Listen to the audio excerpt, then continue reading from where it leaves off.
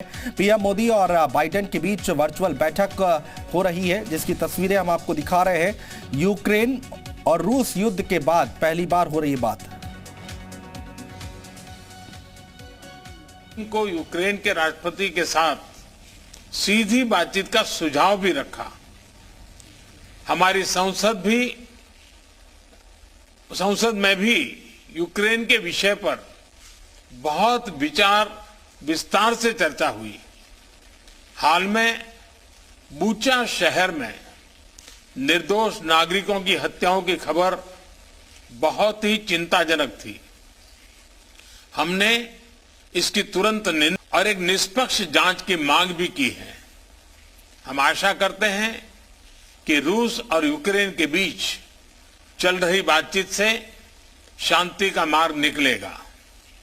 Excellency, हमने Ukraine में civilian जनता की सुरक्षा और उनको मानवीय सहायता की निर्बाध आपूर्ति पर भी महत्व दिया है, और जिसका अभी आपने प्रारंभ में जिक्र भी किया। हमने अपनी तरफ से दवाइयां व अन्य राहत सामग्री यूक्रेन और उनके पड़ोसी देशों को भेजी है, और यूक्रेन की मांग पर हम शीघ्र ही दवाइयों का एक और कंसाइनमेंट भेज रहे हैं। एक्सेलेंसी, आपने अपने कार्यकाल के शुरू में ही एक बहुत महत्वपूर्ण स्लोगन दिया था, डेमोक्रेसी कैन डिलीवर। भारत और अमेरिका की पार्टनरशिप की सफलता इस स्लोगन को सार्थक करने का सबसे उत्तम जरिया है।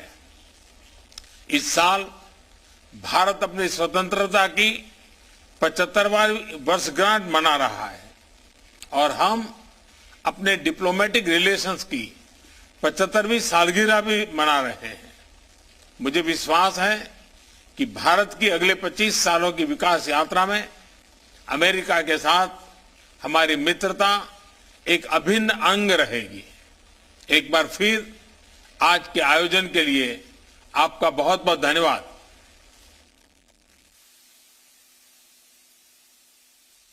Minister, we're going to hold for just a moment, Mr. Prime Minister, while the press leaves the room.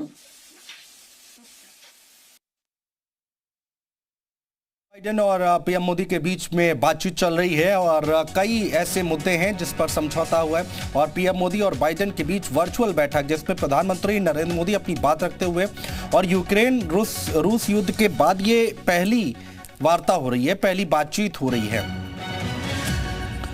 तो दिल्ली से इस वक्त की बड़ी खबर, दो महाशक्तियों के बीच में बातचीत चल रही है। पीएम मोदी और बाइडेन के बीच वर्चुअल बैठक हो रही है। यूक्रेन रूस युद्ध के बाद ये पहली बार संवाद हो रहा है, बातचीत हो रही है दोनों देशों के बीच पे। और क्या कुछ कहा गया है प्रधानमंत्री की तरफ से, वो हम आपको सुना रहे थे।